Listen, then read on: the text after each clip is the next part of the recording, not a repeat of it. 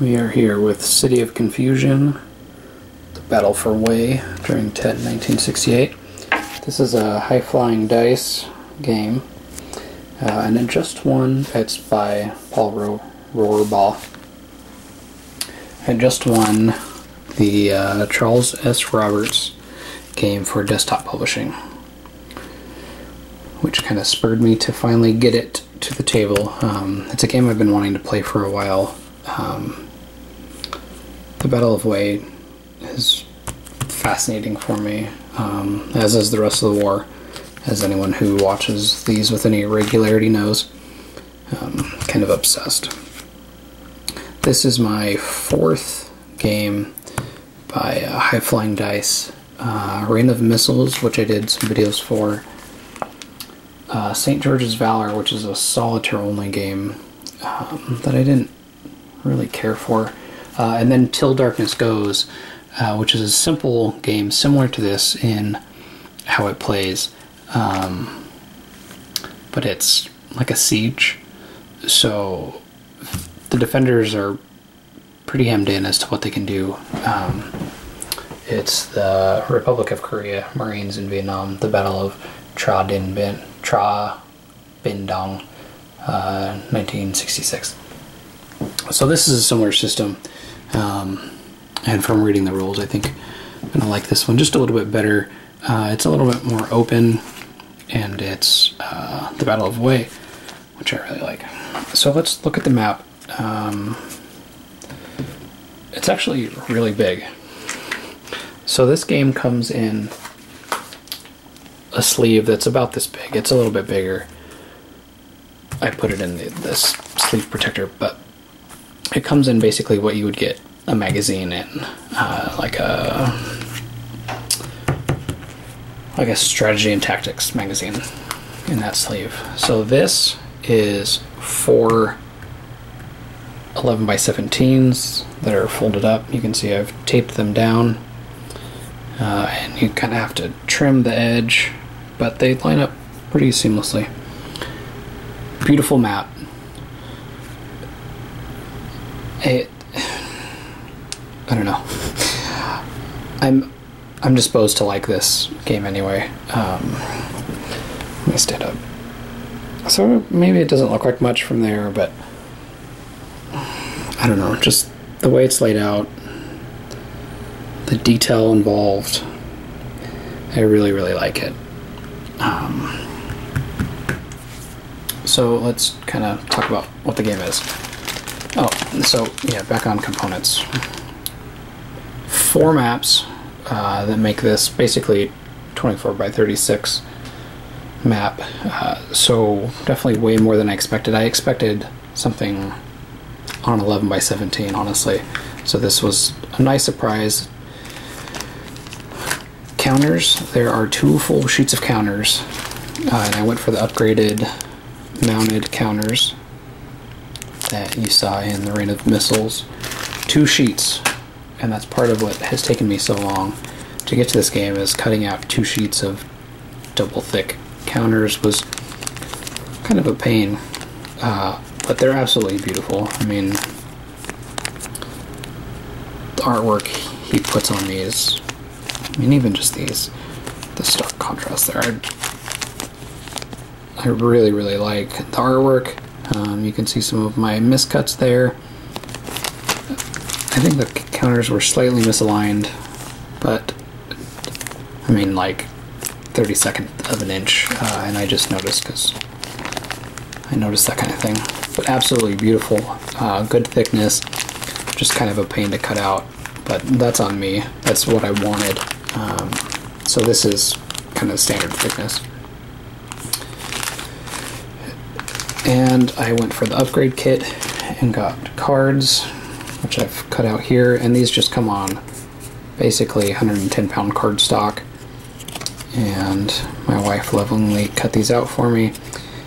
The issue here is, if I don't think it's this deck, if you cut them out on the back lines, it cut off some of the text, so I had her cut them out on the front lines, and then you get issues like that. But I won't pay much attention, and honestly I'll probably play the game 5 or 6 times over the course of owning it, so I won't memorize, oh, that's that card, I know what's coming up. So definitely not an issue for me. So, also 1, 2, 3, and then we have over here. So 1, 2, 3, 4, 5, 6, 7, 8 sheets of player aids and additional charts and materials, which is just printed on regular paper, but it's glossy, kind of laser printed. Pretty nice overall. Ton of stuff included in this game. That's, for what you get, it's honestly pretty cheap. Excepting, of course, that you have to cut everything out yourself. But that's not, for me, that's not an issue. I just put together 2 1889s for me and 1 for Callendale. Not to get sick. Oh, get that out. So the game is an area impulse game that's driven by these cards. You don't have to buy these cards. This is a $5 upgrade. It recommends using a standard deck of cards for each player. 1 for the red player and 1 for the blue player. Or I think the game refers to them as the NLF and the US, but the US is the US and the Arvin, and this is the Army of North Vietnam and the NLF. So it's an area impulse game, and you basically draw a card and see what you can do. Pretty straightforward. What concerns me, and I haven't played it, so I don't know that I need to be concerned yet, but you play until two jokers are drawn, which is what is this the Joker. So potentially, that's for the turn. So potentially there are 104 activations per turn. That's obviously not going to happen. I could calculate the odds, but you know, it's typically not going to happen. But the potential is there for each turn to last quite a while, and there's 10 turns in the game. That's my only concern up front, but like I said, I haven't played it, so maybe it's unwarranted. I have my nice dice that Aeneas sent to me, which was very kind of him.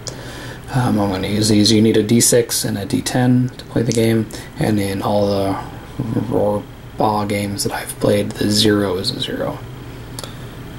Much like the GTS, which I like. So I think we should get set up. It's enough of me rambling and gushing over the Citadel. So let's dive in and see what we have.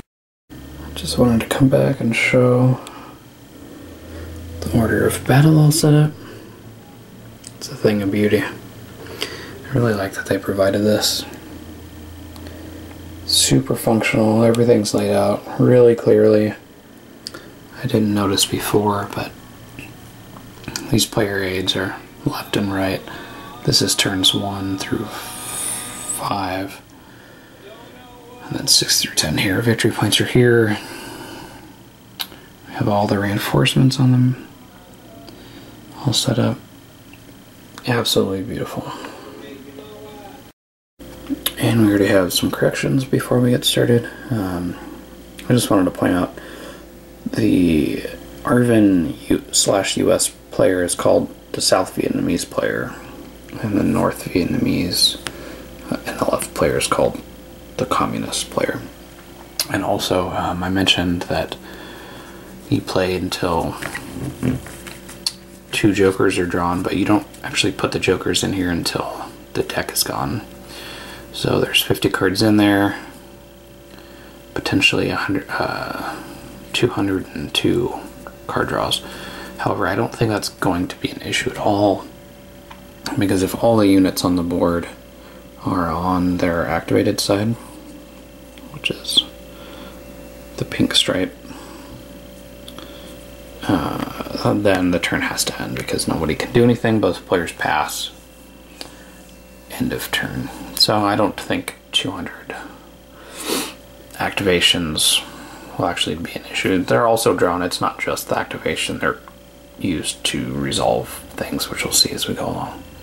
So here we are, probably a third of the way through turn 2. Maybe not quite a third.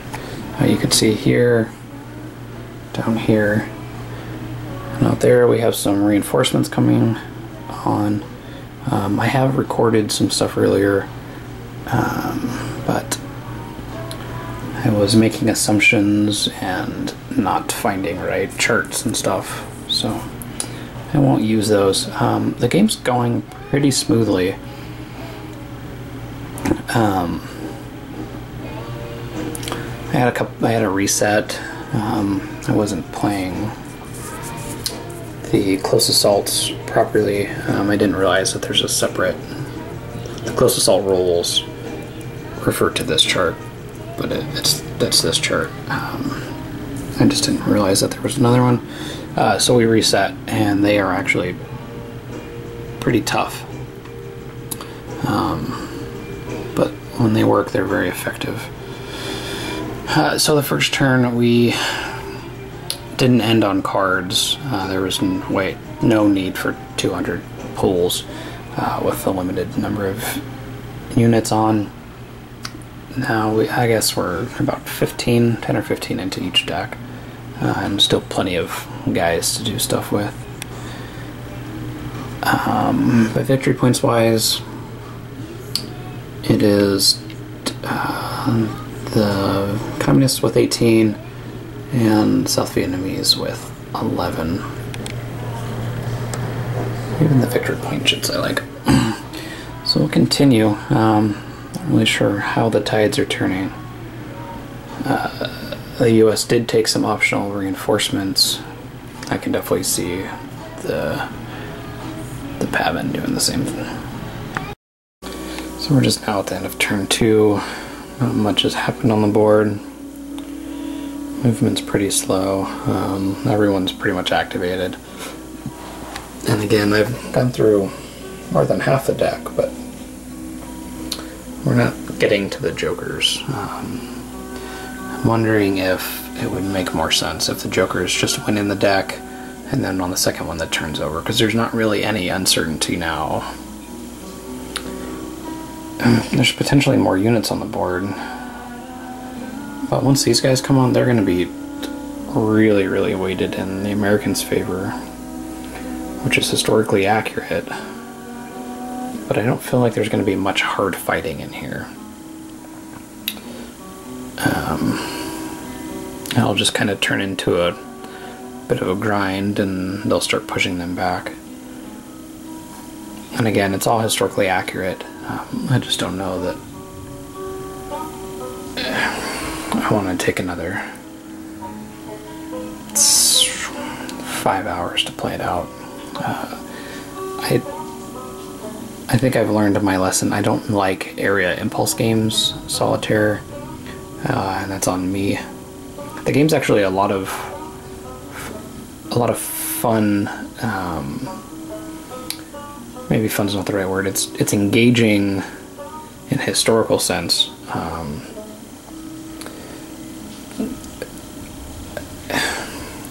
But gameplay wise, it's not enough to keep me going. I can see already how it's going to play out, and toward the end, after the NLF are all pretty much either pinned or where I want them, I just start flipping cards until the Pavin have all activated. When really, I should just be able to move them. The mechanisms all work, and I think it would be more engaging face-to-face, two-player, kind of with a quick pace back and forth. But solitaire, you know, I have something like A Week in Hell that's, I guess, just this half of the battle. It's before this actually starts. And if I'm going to play something solitaire, it's going to be that. I'm still kind of thinking about D-Day to Omaha Beach, and those are true solitaire games, so it's not really fair to compare this to that, but there's not enough puzzliness or whatever it is to keep me chewing on this one. So we'll probably leave it at that. Plus I have train games on the mind, and that's going to be the next, not AL but GA, that's going to be the next one. I'm not sure this one's going to go up, but wanted to put a button on it even though I didn't get very far. I just can't see myself continuing.